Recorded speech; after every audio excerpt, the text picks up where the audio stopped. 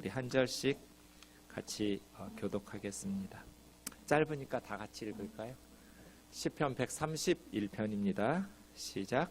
여호와여, 내 마음이 교만하지 아니하고 내 눈이 오만하지 아니하오며 내가 큰 일과 감당하지 못할 놀라운 일을 하려고 힘쓰지 아니하나이다. 실로 내가 내 영혼으로 고요하고 평온하게 하기를 젖된 아이가 그의 어머니 품에 있음 같게 하였나니 내 영혼이 젖된 아이와 같도다.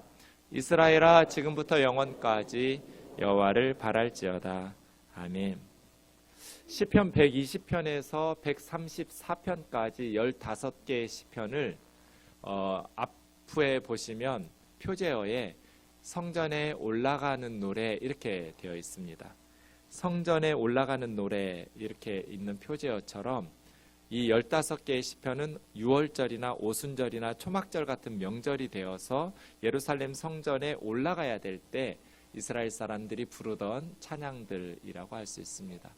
원문으로는 쉬르 하말롯이라고 써 있는데 쉬르라는 말이 노래라는 뜻이고 하말롯이라는 단어가 오른다라는 동사이기 때문에 올라가면서 부르는 노래 이런 정도로 해석할 수 있겠습니다. 이 15개의 시편들은 정말 불후의 명곡들입니다. 그 중에 오늘 131편을 함께 살펴보도록 하겠습니다. 시편 131편은 세 구절로 된 짧은 시입니다. 그런데 저는 시편 131편에 대한 또 많은 학자들, 설교자들의 그런 설명들 중에 스펄천 목사님의 설명이 제일 와닿습니다. 읽기는 쉬워도 터득하기는 가장 어려운 시편 중에 하나. 시편 131편은 무슨 말인지 이해하긴 쉬워요. 그런데 그 말씀을 터득하면서 신앙과 삶 속에 실천하며 살기는 가장 힘든 그런 시편 중에 하나 아닐까 그런 생각이 듭니다. 제가 좀 읽어보겠습니다. 시편 131편입니다. 여호와여, 내 마음이 교만하지 아니하고 내 눈이 오만하지 아니하오며 내가 큰 일과 감당하지 못할 놀라운 일을 하려고 힘쓰지 아니하나이다. 실로 내가 내 영혼으로 고요하고 평온하게 하기를 젖된 아이가 그의 어머니 품에 있음 같게 하였나니 내 영혼이 젖된 아이와 같도다. 이스라엘아, 지금부터 영원까지 여호와를 바랄지어다. 이 시편의 저자는 오래전부터 다윗으로 알려져 있어서 그게 맞을 것 같습니다. 저의 생각에도. 영적인 리더였던 다윗이 하나님 앞에 고백하고 싶었던, 그리고 이스라엘 백성들을 향해서 권면하고 싶었던 내용이 나옵니다. 자세히 보시면 1절에 여호와여 하고 하나님을 부르고 3절에는 이스라엘아 하면서 이스라엘 백성들을 부르고 있습니다. 그러니까 1절과 2절은 하나님 여호와여 하면서 다윗이 하나님 앞에서 자기 마음을 고백하고 있고, 3절은 하나님 앞에서 고백하던 다윗이 뒤돌아서서 이스라엘 백성들에게 이스라엘아 하면서 권면하고 있습니다. 1, 2절은 하나님을 향한 자신의 마음을 고백하는 고백이고요. 3절은 이스라엘 백성들을 향한 말씀의 권면 이렇게 되어 있습니다. 이 시인이 하나님에게 어떤 모습을, 어떤 마음을 고백하고 있는지 1절, 2절 좀 자세히 살펴보도록 하겠습니다. 1절에 보면 아니하고 아니하오며 아니하나이다 이렇게 3번이나 히브리 말로 로라는 단어를 사용하고 있습니다. 아니하고 아니하오며 아니하나이다. 무엇을 않는다는 거예요? 교만하지 아니하고 오만하지 아니하고 큰 일과 감당하지 못할 놀라운 일을 하려고 힘쓰지 아니합니다. 이렇게 3번 반복해서 않는다라고 하나님 앞에서 하나님 모든 걸 꿰뚫어 보셔서 다 알고 계시니까 뭐 거짓말을 해도 의미가 없고 거짓말할 수도 없잖아요. 하나님 다 알고 계시듯 내 마음이 교만하지 않고 내 눈이 오만하지 않고 내가 큰 일과 감당하지 못할 놀라운 일을 하려고 힘쓰지 않습니다. 않고 않습니다. 근데 가만 보면 마음에서부터 시작돼요. 마음에서 눈으로, 눈에서 행동으로 옮겨지고 있다는 것을 알 수 있습니다.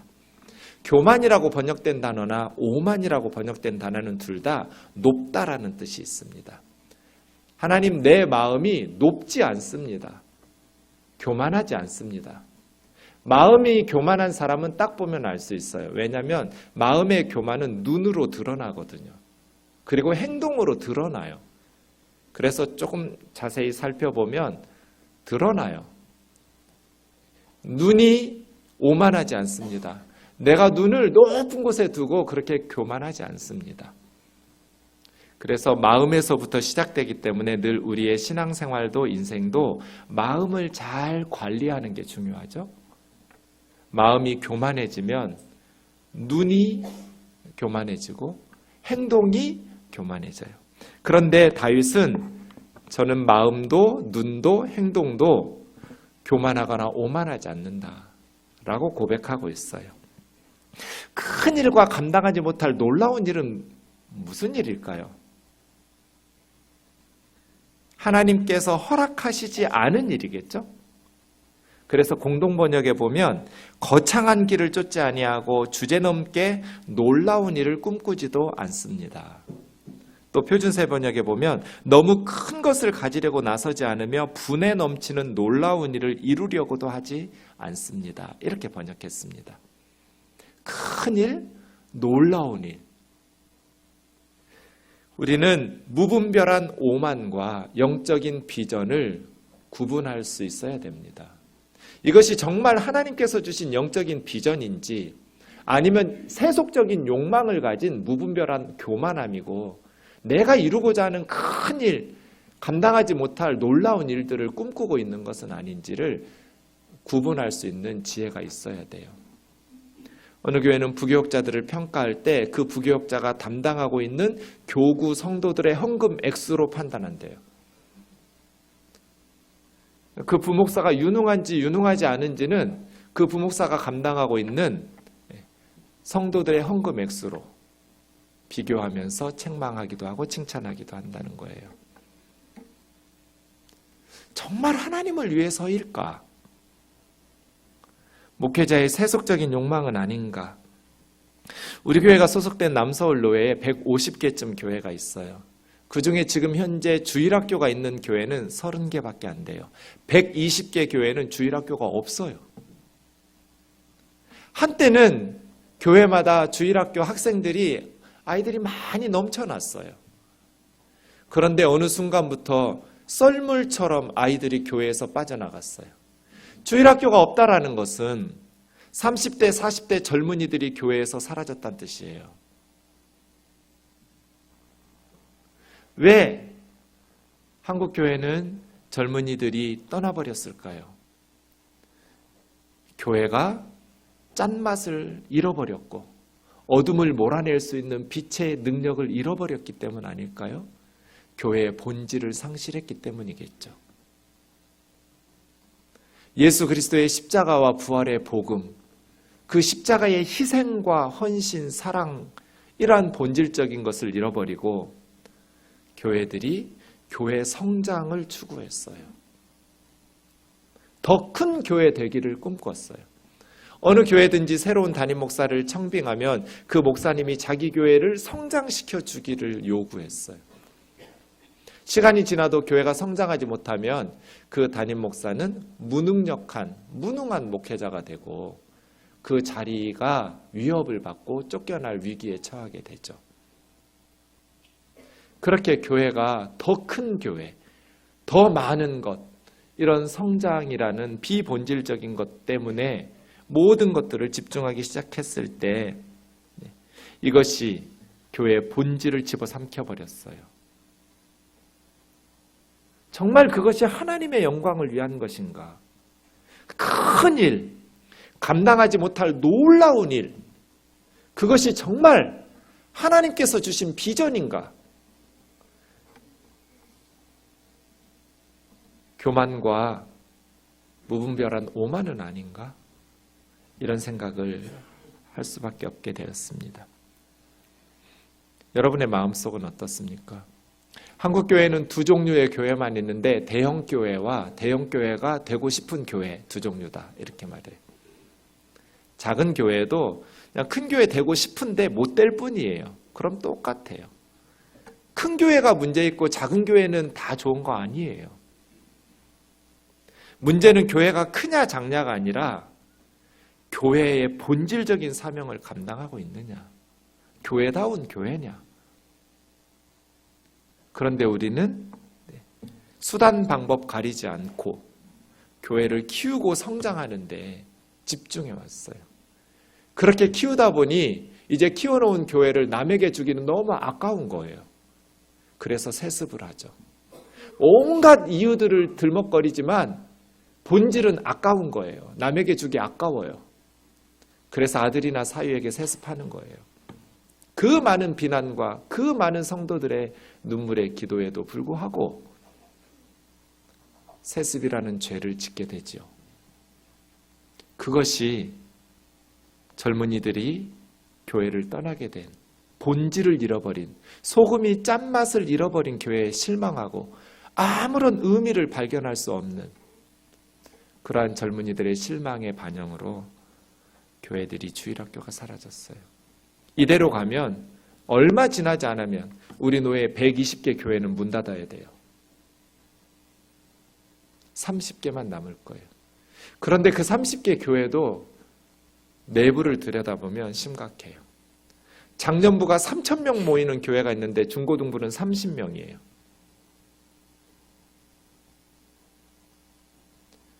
극소수의 교회들을 제외하고 이것이 지금 교단과 상관없이 한국 교회의 모습이에요. 여러분, 저와 여러분의 마음은 어때요? 제가 우리 생동교회를 한 사람 한 사람 성도님들을 하나님 앞에서 바른 신앙생활을 하도록 하는 목회를 하기를 원하세요? 아니면 우리 교회를 키워주는 목회자가 되기를 원하세요? 여러분의 자녀들의 마음은 어떠세요? 우리 아이들이 하나님 안에서 바른 믿음으로 행복하게 사는 자녀가 되기를 원하세요? 아니면 크고 놀라운 일들, 세상이 부러워할 만한 그러한 성공적인 그러한 인생을 사는 자녀가 되기를 원하세요? 제가 꼭 이렇게 질문을 하면 이렇게 대답을 하죠. 목사님, 우리 성도들 한 사람 한 사람 바른 신앙생활도 하게 해주시고 교회도 크게 해주시고 우리 아이들이 하나님 안에서 바른 신앙생활 행복하게 살기도 하고 또 남들이 부러워할 만한 크고 놀라운 업적도 남기면서 사는 그런 데 있잖아요. 우리들이 그 크고 놀라운 일도 하는 자녀들을 포기하지 못하기 때문에 우리 아이들은 불행해요.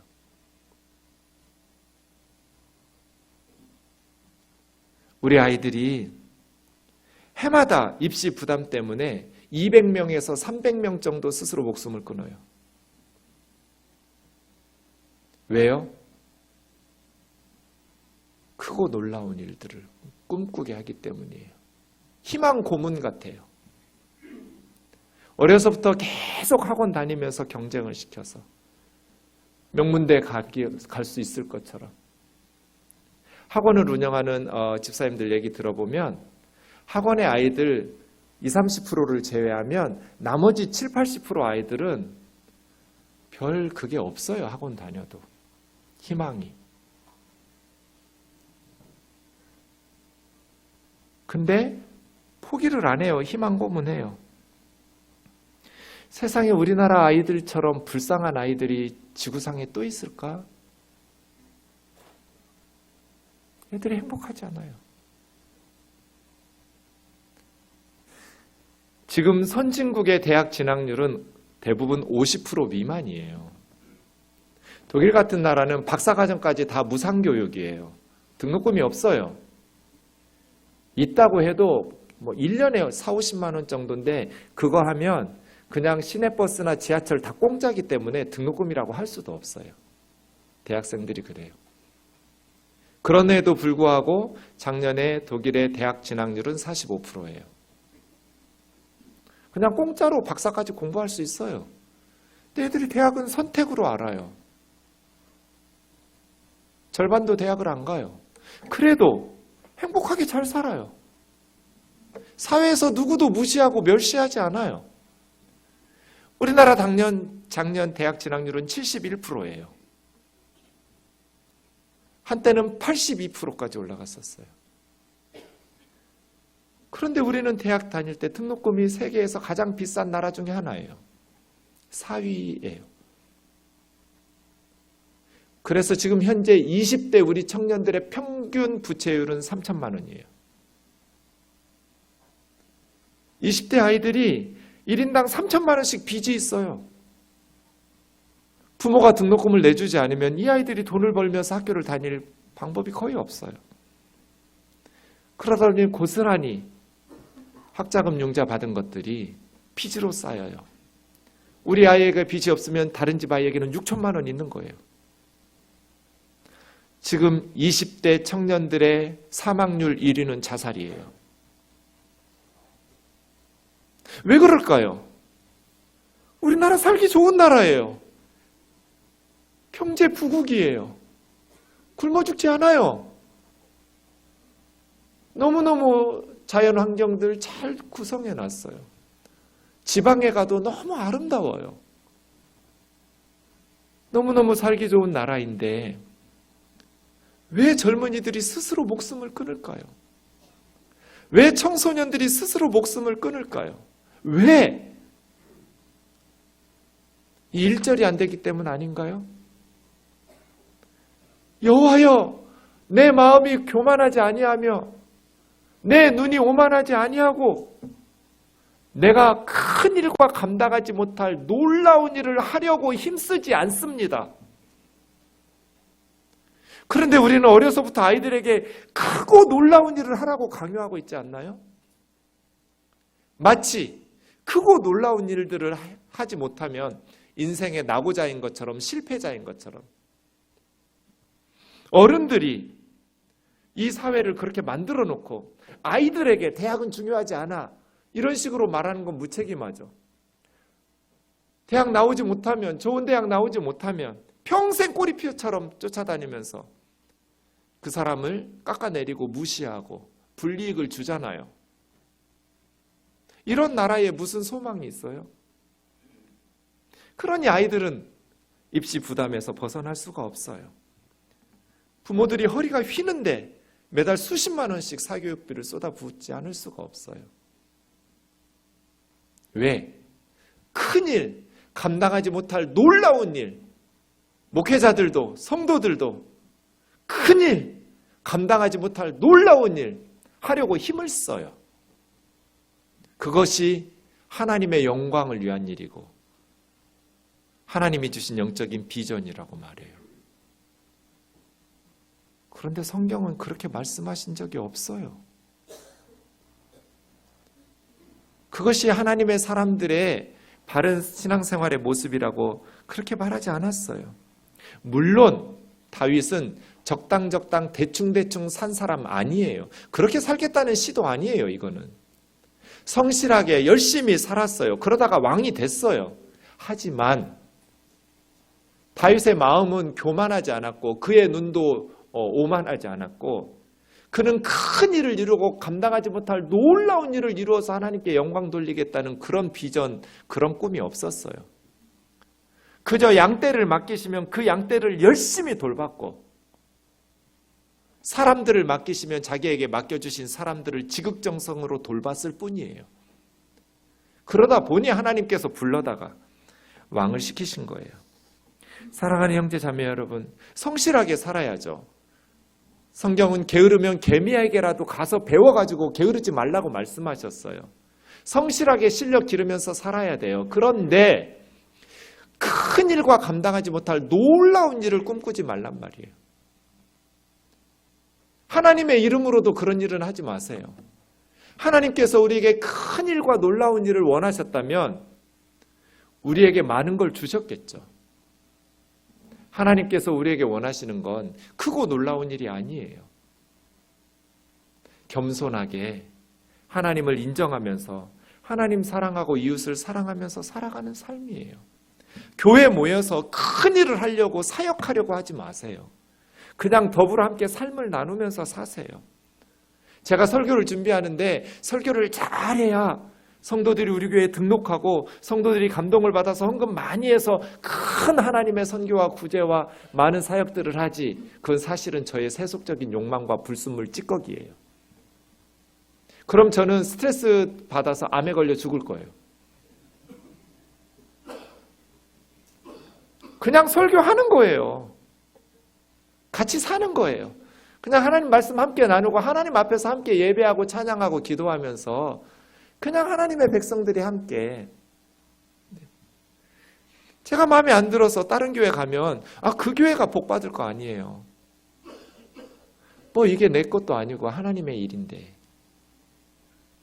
열심히 하다 보면 결과는 하나님께서 하실 일이죠. 그러다가 우리 교회가 커지면 분리독립해가지고 좋은 교회 하나 더 만들고 그럼 되죠. 그러나 그 분리독립하기 위해서 교회를 성장시키고 키우고 이런 식으로 하지 말란 말이에요. 그건 하나님이 하실 일이에요. 식당을 운영하시는 집사님들이 계시다면 여러분이 할 일은 내가 어떻게 해야 손님을 더 많이 모이고 우리 식당이 더 커지고 더 많은 돈을 벌까? 그럼 얼마나 스트레스가 되겠어요. 손님들이 많이 온 날은 행복하고 조금 온 날은 너무나 힘들겠죠, 마음이. 그럴 필요가 없어요. 우리가 신경 쓸 것은 오늘 또 1명이 오든 1000명이 오든 내가 정성껏 음식을 만들어서 건강한 먹거리로 맛있게 손님들을 대접하고 그렇게 식당을 운영하다 보면 실력이 늘어나서 식당에 소문이 잘 나서 잘 될 수도 있고 또 열심히 했는데 인생이 뭐 꼭 다 잘 되기만 하지는 않잖아요. 뭐 안 될 수도 있고. 내 마음이 교만하지 않고 눈이 오만하지 않습니다. 큰 일과 감당하지 못할 놀라운 일을 행하려고 힘쓰지 않습니다. 그저 하나님께서 주신 나의 삶의 자리에서 하나님 믿고 신뢰하면서 그냥 성실하게 살아갈 뿐입니다. 그래서 큰 일이든 작은 일이든 오늘 하루 나는 행복합니다. 하나님 안에서 살아가는 것 자체가 너무 즐겁습니다. 그렇게 설교를 길게 하는데도 이렇게 많은 성도님들이 와서 앉아 들어주시잖아요. 얼마나 고마워요. 뭘 여러분을 뜯어고치고 뭘 변화를 시켜요. 나도 안 고쳐지는데. 나도 못 고치겠는데 남을 어떻게 고쳐요? 그건 내가 할 일 아니에요. 하나님 하실 일이죠. 그저 나는 말씀을 해석해서 전하면 되는 거죠. 큰 일, 감당하지 못할 놀라운 일. 많은 분들이 이제 두 교회가 합병해서 하나님께서 좋은 예배당도 주셨으니 정 목사님이 목회 크게 성공할 거라고. 그럼 저 암에 걸려서 죽어요. 그런 소리 하지도 마세요. 그냥 더불어 함께 하나님 안에서 예배하고 찬양하고 우리 아이들 데리고 살면 돼요. 무엇을 위해서, 그 무엇은 큰 일과 놀라운 일이죠. 하나님의 이름 갖다 붙여놓고 인간적인 야망 키우려 하지 마라. 그거 부모 욕심이지 정말 아이 인생에 행복해요? 그러다가 우리 아이들은 너무나 고통스럽게 삐뚤어지면서 불행하게 살고 있지 않나요? 크냐 작냐가 아니라 하나님께서 기뻐하시는 나의 삶 하루하루를 살아가고 있느냐, 이게 중요한 거죠. 남이 성공했다 그러면 내가 성공이에요? 남이 실패했다 그러면 내 인생 실패예요? 왜 우리 인생을 남의 평가에 구걸하면서 살아요? 그냥 내 인생 살면 돼요. 하나님께서 주신 나의 삶을 성실하게 열심히 최선 다해서 살면 돼요. 큰일, 감당하지 못할 놀라운 일 하려고 힘쓸 필요 없어요. 1절처럼 살았더니 2절에 선물이 찾아왔어요. 2절은 뭐예요? 자기 영혼이 고요하고 평온한 영혼이 선물처럼 왔어요. 불안하지 않아요. 두렵지가 않아요. 고요하고 평온해요. 먹구름이 없어요. 긴장이 없어요. 고요하고 평온해요. 비유를 하나 사용했어요. 젖된 아이가 자기 어머니 품에 안긴 것처럼, 젖된 아이가 어머니의 품에 있는 것처럼 고요하고 평온한 영혼. 마음이 교만하지 않고 눈이 오만하지 않고 큰 일과 감당하지 못할 놀라운 일을 행하려고 힘쓰지 않으니까 그저 하나님께서 맡기신 일들 성실하게 해나가고 그렇게 하나님 앞에 결과를 맡겨놓고 행복하게 살아가다 보니 마음이 고요하고 평안한데 젖된 아이가 엄마 품에 안긴 것 같은 거예요. 세상에서 가장 평안한 게 젖된 아이가 엄마 품에 안긴 것 아닐까요? 여기서 젖댔다는 게 중요해요. 젖을 뗐다라는 것은 젖먹이 아이가 엄마의 젖을 충분히 먹어가지고 이제 더 이상 배불러서 먹지 않고 엄마 품에 안긴 게 아니에요. 젖먹이가 아니에요. 얘는 좀 큰 애예요. 젖을 뗀 사람이에요. 더 이상 젖을 먹지 않고 이유식이나 밥 먹는 애예요. 그럼 그 젖된 아이는 엄마 품에 왜 안길까요? 젖을 먹으려고 안긴 게 아니에요. 젖을 뗐으니까요. 엄마 품에 안겨도 젖 빨지 않아요, 얘는. 그런데 이 젖을 뗀 아이가 엄마 품에 안기는 이유는 엄마의 품이 그립기 때문이에요. 이 젖을 뗐다라고 말할 때는 창세기에서 이삭이 젖을 뗐을 때 아브라함이 잔치를 베풀었다 하거나 사무엘이 젖을 뗐을 때 엘리 제사장 앞에서 자라나고 성소에 가서 살았다라는 그 젖대다는 거거든요.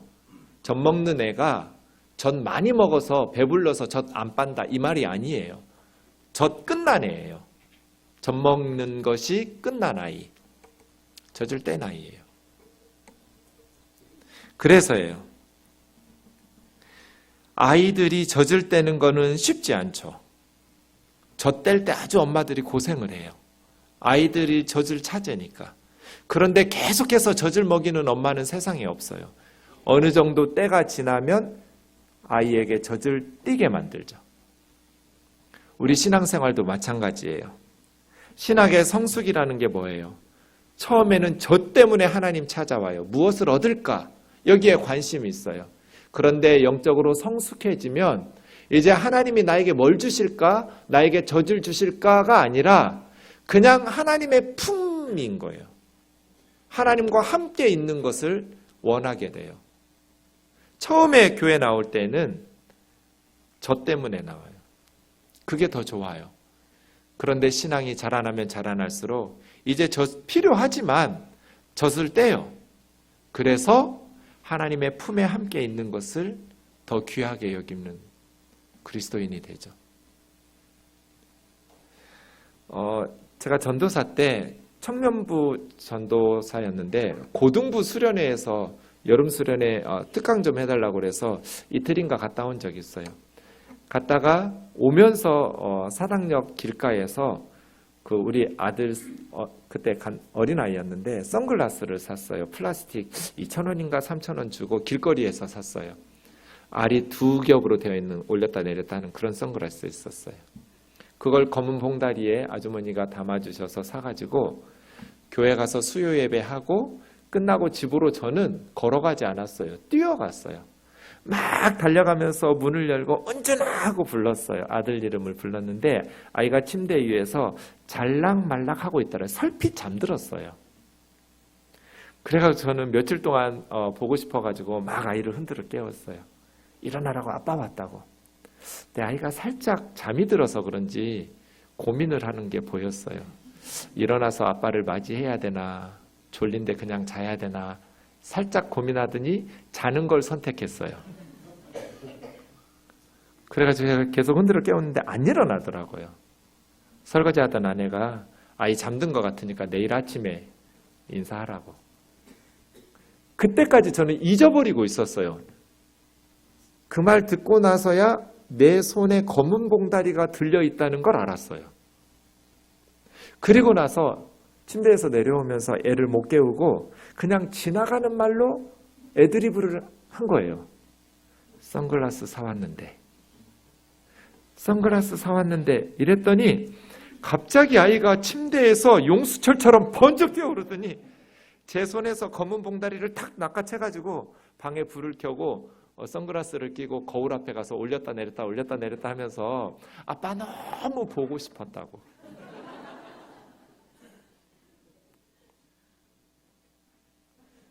그래서 제가 이게 지금 뭐지?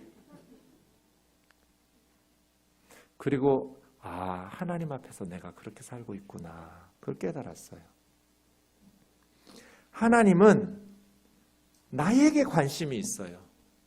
내가 이루는 큰 일, 감당하지 못할 놀라운 일, 물론 기특하긴 하겠죠. 하지만 거기에는 별로 의미가 없어요. 하나님에게는. 하나님께서 의미 있고 관심 있는 건 저예요. 그러면 우리도 하나님이 관심사여야 하잖아요. 하나님처럼. 하나님이 주시는 검은 봉다리가 아니라 하나님이 우리의 관심사여야 되거든요. 그런데 내가 하나님 앞에서 하나님이 주시는 하나님 손에 든 검은 봉다리에 관심이 있었구나. 하나님의 이름으로 목회하는데도 불구하고 큰 일과 감당하지 못할 놀라운 일들을 힘쓰고 있었구나. 하나님의 이름을 덕지덕지 갖다 붙였지만 나의 세속적인 욕망이었구나. 나는 하나님을 구하지 않고 검은 봉다리를 구하면서 목회했구나. 펑펑 울면서 회개했어요. 여러분은 하나님에게 무엇을 원하세요? 하나님께서 우리에게 원하시는 건 우리 자신이에요. 누구도 빼앗을 수 없어요. 하나님도 뺏지 못해요.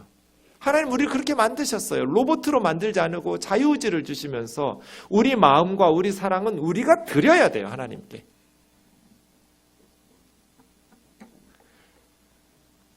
우리가 원하는 것이 무엇인가? 누가복음 10장에 보면 제자들이 전도하고 와서 예수님에게 막 흥분하면서 전도 보고를 했어요. 예수님의 이름으로 귀신들이 우리 앞에 항복하더이다. 그래서 예수님께서 나도 안다고 하늘에서 번개처럼 사탄이 떨어지는 거 내가 보았다고 말씀하시면서 그런데 귀신들이 너희들에게 항복하는 것으로 기뻐하지 말고 너희 이름이 하늘에 기록된 것으로 기뻐하라고 말씀하셨어요. 예수님께서 흐뭇하셨겠죠. 제자들이 나가서 귀신 들린 사람들을 막 온전케 회복시키고 있잖아요. 예수 그리스도의 복음이 전파되고 있잖아요. 크고 놀라운 사역의 열매들이 거두어지고 있을 때 예수님은 흐뭇하셨겠죠. 그런데 예수님은 너희 그것으로 기뻐하지 말고 너희 이름이 하늘에 기록된 것으로 기뻐하라고, 너희가 생명책에 기록된 것, 너희가 하나님의 자녀된 것으로 기뻐하라고. 우리는 무엇 때문에 기뻐하냐는 거예요. 시편 131편은 우리에게 질문을 던져요. 우리의 기쁨의 원천이 무엇이냐고. 우리의 삶의 의미는 어디 있느냐고. 너 무엇 때문에 기쁘냐고. 왜 행복하냐고. 우리가 이룬 업적인가? 크고 놀라운 일인가? 아니면 예수님의 말씀처럼 우리 이름이 하늘에 기록된 하나님의 자녀된 구원받은 기쁨이 더 큰가 말이에요. 크고 놀라운 일이냐? 아니면 하나님의 품에 안기는 것이냐? 그래서 스펄전이 말하는 거예요. 이 시편은 읽기는 쉬운데 터득하기는 가장 어려운 시편 중에 하나다. 왜냐하면 우리의 인생이 세상 속에서 살다 보면 너무나 많은 유혹에 노출되고 뒤틀리고 왜곡되거든요. 크고 놀라운 일이 나인 줄 알아요. 크고 놀라운 일이 없으면 내 인생은 실패인 줄 알아요. 하나님 품에 안기면서 고요하고 평온한 심령으로 행복하게 살으면 사람들이 그래서 뭐 돈이 나와 떡이 나와. 하나님 품에 어쨌다고. 그런데 천만금으로도 살 수 없는, 세상이 줄 수 없는 행복을 하나님이 주셔요. 이게 한 끗 차이예요. 우선순위의 문제이고요. 본질의 문제예요. 나는 하나님의 품 안에서 고요하고 평온한 영혼으로 살아가고 있는가? 아니면 내 영혼은 불안한가? 풍랑이 일고 파도가 치고 있지는 않은가? 점검해 보세요. 마지막 3절, 하나님 앞에서 고백했던 다윗은 이스라엘 백성들을 향해 돌아서서 이스라엘아 지금부터 영원까지 여호와를 바랄지어다. 이 바랄지어다라고 번역된 단어는 희망을 두라는 뜻이에요. 너희의 희망을 여호와께 두라. 지금부터 영원까지 하나님께 희망을 두라는 거예요. 세상에 희망을 두지 말고. 산전수전 다 겪은 영적인 리더가 하나님 앞에서 어린아이처럼 행복하게 고백하다가 뒤돌아서서 이스라엘 백성들을 향해서 너희도 나처럼 하나님께 맡기고 편안하게 살아라는 거예요. 하나님께 희망을 두고 하나님 안에서 겸손하게 살아가기를 권면하는 시죠. 말씀을 좀 정리하겠습니다. 박철이라는 시인이 쓰신 그림 동화책이 있습니다. 엄마의 품이라는 책입니다. 그 책에 보면 철이라는 아이가 초등학교 1학년 학생인데 여름 장마철에 학교에서 돌아와서 논에서 피살이하고 있는 엄마에게 심부름을 갑니다. 피살이는 잡초 뽑는 겁니다. 그래서 작은 주전자에 우물에서 떠온 물을 담아서 크림빵 하나 주머니에 넣고 엄마에게 심부름 가는 거예요. 그런데 갑자기 중간쯤 왔을 때 파랗던 하늘이 먹구름, 잿빛 먹구름이 들이우기 시작했어요. 그러면서 갑자기 장대비가 쏟아지는 거예요. 그리고 갑자기 세상이 어두워졌어요. 논길에 혼자 있는데 주위에 사람은 아무도 없는 이 꼬맹이가 두려웠어요. 겁이 나서 집으로 돌아갈까? 더 가서 엄마한테 갈까? 살짝 고민하다가 엄마를 향해 달려갔어요. 먹구름과 비바람과 장대비를 맞아가면서 두려우니까 아이가 엄마 엄마 하면서 달려갔어요. 그 다음부터 동화책을 좀 직접 읽겠어요. 철이야, 아이고 이놈아, 이 빗속에 집으로 내달려야지. 이리로 오면 어떡해 이놈아. 엄마는 대뜸 내 등짝부터 내리쳤다. 우리 엄마도 등짝 많이 때렸어요. 그리고 옷자락을 들어 젖은 내 얼굴을 닦고 또 닦았다. 엄마는 볼을 비비고 바라보다 나를 꼭 안았다. 추위에 떨던 나는 엄마 품에 안기자 비가 그치는 것 같았다. 세상이 갑자기 따뜻해졌다. 우리는 곧 다리 밑으로 들어가 빵과 주전자의 물을 나누어 먹었다. 왜 엄마한테 왔어? 응, 그럼 내가 어디로 가? 마을로 가지 않고 엄마한테 오길 잘했다고 생각했다. 그때 달려가 안긴 엄마의 품이 얼마나 넓고 따뜻했는지. 빗줄기처럼 거친 비바람 속에서도 엄마의 품에만 안기면 무서울 게 없었다. 엄마의 품에는 세상 모든 따사로운 햇살이 다 담겨 있다. 살다 보면 갑자기 파랗던 하늘이 잿빛으로 바뀌면서 온 세상이 어두워질 때가 있어요. 먹구름과 비바람과 장대비가 쏟아지고 누구도 도와줄 수 없는데 혼자서 비 맞고 추위에 덜덜 떨 때가 있어요. 그때 우리는 있는 힘을 다해서 철이가 엄마를 향해서 엄마 부르면서 달려갔듯이 하나님을 부르면서 하나님 품으로 들어가야 돼요. 저는 중고등학교 다닐 때 많이 아팠어요.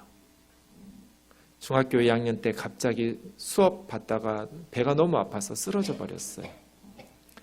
병원에 갔더니 이런저런 검사를 하고 전주 예서병원 의사 선생님이 그랬어요. 지금 당장 수술하지 않으면 애는 죽을 거라고. 그런데 수술 도중에 죽을 확률도 50%쯤 된다고. 테이블레스가 나도 병원을 원망하지 않겠다고 사인을 해야 수술에 들어갈 수 있다고. 저희 부모님이 사인을 하고 새벽 2시에 수술을 시작했어요. 그 수술실에서 저 혼자 있었어요. 의료진이 수술을 준비하고 있는 중간에 팔 다리를 묶으면서 십자가로 예수님처럼 이렇게 누워가지고 묶더라고요. 수술대 위에 누워가지고 그 수술실에 혼자 있는데 기도를 해야겠다는 생각이 드는데 뭐라고 기도를 할까 하다가 이렇게 기도했어요. 하나님, 제가 우리 엄마보다 먼저 죽지는 않게 해주세요. 우리 엄마 앞에서 죽지는 않게 해주세요. 그랬고 나서 기적이 일어났어요. 15살 때 그 어린 꼬맹이가 수술대 위에 누워서 기도를 했는데 그렇게 마음이 편해졌어요.